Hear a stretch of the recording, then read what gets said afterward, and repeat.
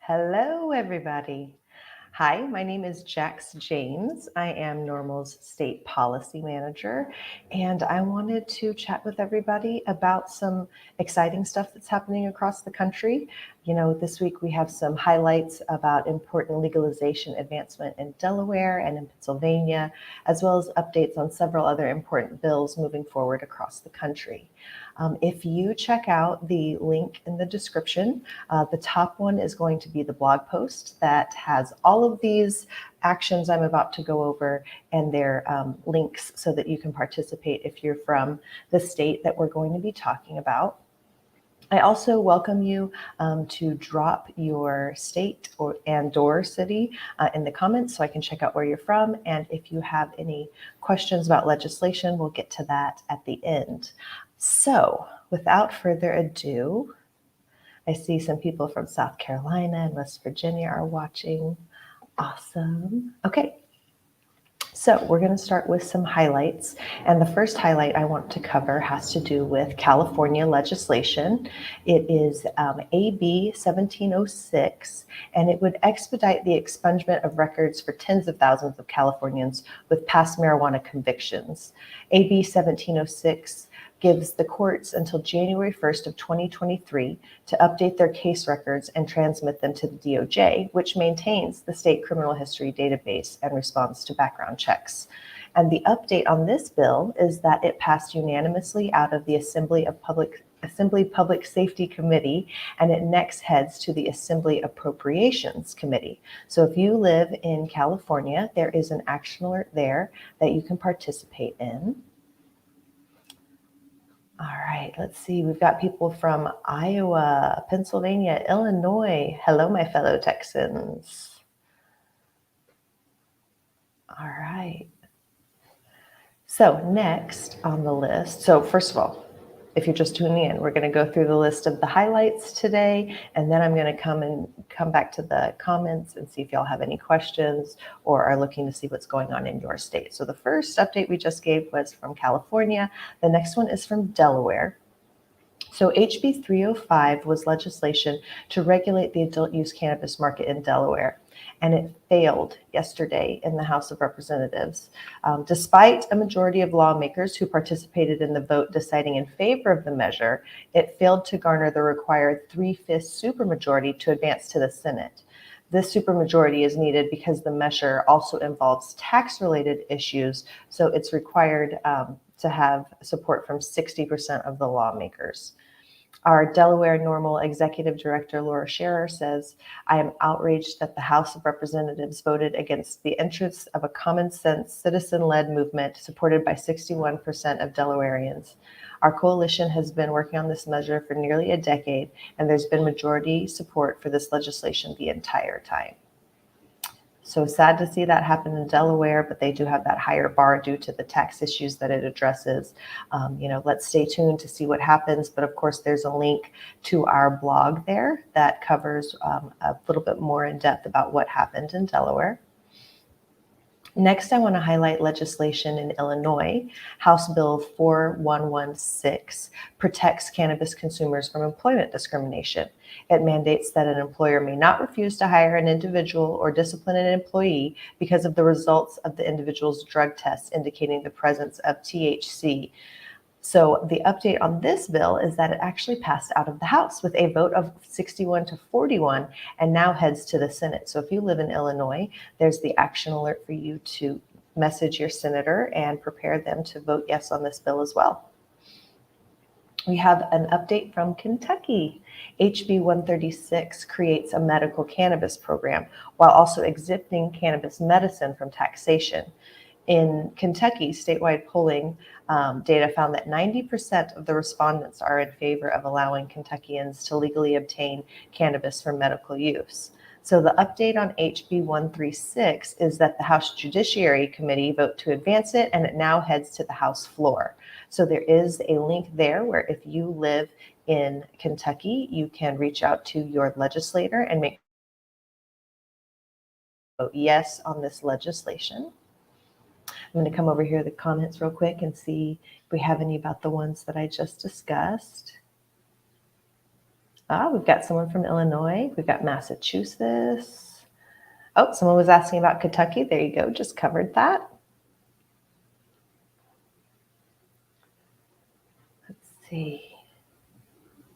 Wisconsin, we'll come back to that one, and Ohio. Okay, I'm going to keep going with these updates, but I'll come back and see about these other states. So for those of you that live in Pennsylvania, the third of a set of informal hearings on legalization is scheduled for this upcoming Monday.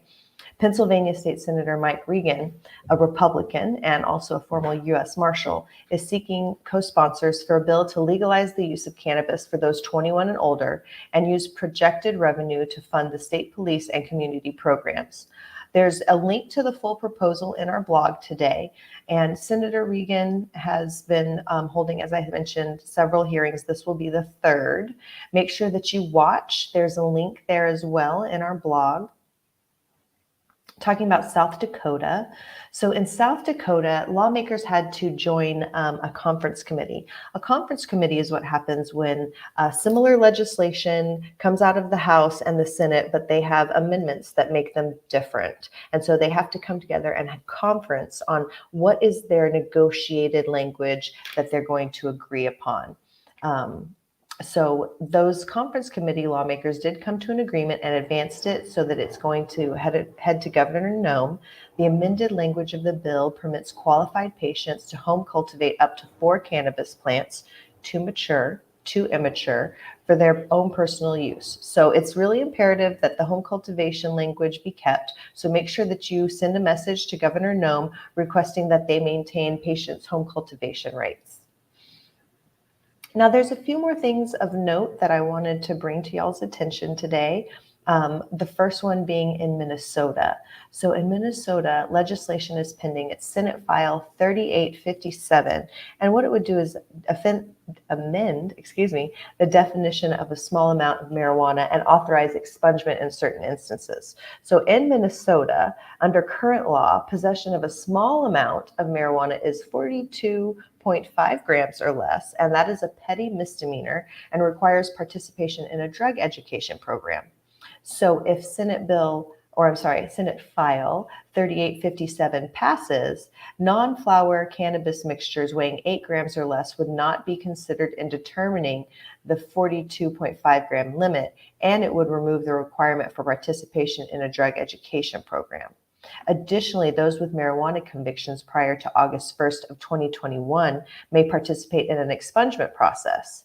The bill also facilitates the sealing of records and ends driver's license revocations for those who have committed these low-level cannabis offenses. So if you live in Minnesota, you can take action and let your legislator know that you do support this additional reduction of the penalties.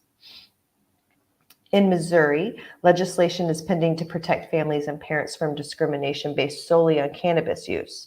Senate Bill 794 mandates that a family court shall not prohibit a family court participant from participating in the state's medical cannabis program, including as a term or condition of successful completion of family court.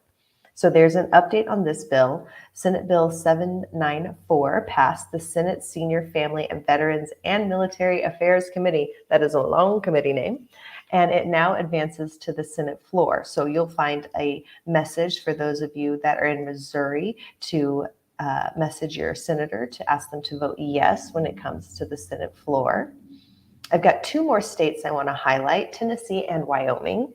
So Tennessee passed a medical CBD law allowing for the use of cannabis extracts that are high in CBD and low in THC in instances where physicians recommend such treatment to a patient with a state qualifying condition. There's 2 bits of legislation, House Joint Resolution, which seeks to amend the state constitution to establish a medical cannabis program. And then there's also HB 1747, which adds quadriplegia as a qualifying medical condition. And both of these bills will be heard by the House Health Subcommittee on Tuesday, March the 15th.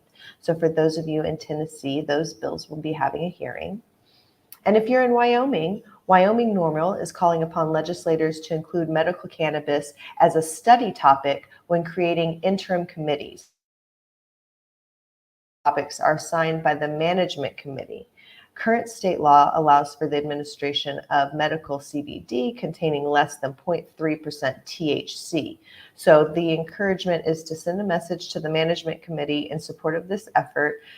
So interim studies, if you will, are basically people preparing for or legislators preparing data and information for the next session so that they can make an educated decision on it. However, we would like to see them just advance some common sense medical cannabis laws, but this is definitely the way to keep the conversation going. All right, I'm going to come back over to the comments and I'm going to see if there's any states that we want to talk about real quick and check in with what actions we have. All right, so first I see South Carolina. Come over to my handy dandy spreadsheet. And let's go find South Carolina. All right, in South Carolina, it looks like there's actually several pieces of legislation having to do with legalization, decriminalization, also changing probation. So for anyone who's watching right now and is in a state that I didn't already cover today, you can go to norml.org/act. At the top of that page, you'll find all of our federal action alerts, and then beneath it, you'll see a dynamic states map. And so you can hover over your state and it'll show you all of the actions that are currently going on. All right, so that was South Carolina. Okay, I see a couple people from Texas. Texas is not currently in a legislative cycle. We are currently in the election part of our 2-year cycle. And that means that primaries were just held on March the 1st, and there's going to be some runoffs in certain key races. And then we will be having campaigning leading up to the general election. And just 6 days after people are not elected, in November, we are able to start pre-filing legislation, and our session will be starting in January of 2023 in Texas. All right, I talked about Minnesota. I talked about Illinois. I talked about Pennsylvania. That's great. Let's see. Tennessee, talked about that. Massachusetts, let's go. I don't think I mentioned Massachusetts today, so let's go over here. All right, in Massachusetts, there is some legislation moving having to do with health insurance coverage, putting a THC cap on products, social use, employment protections, and equity. So there is legislation that you can participate in Massachusetts. Let's see.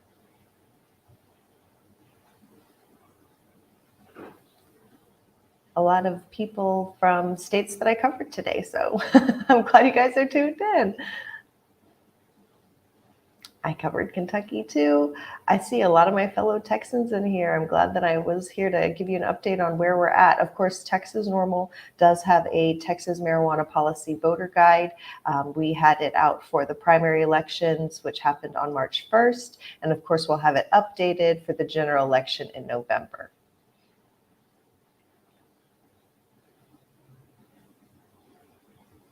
Just looking to see if there's any more questions here.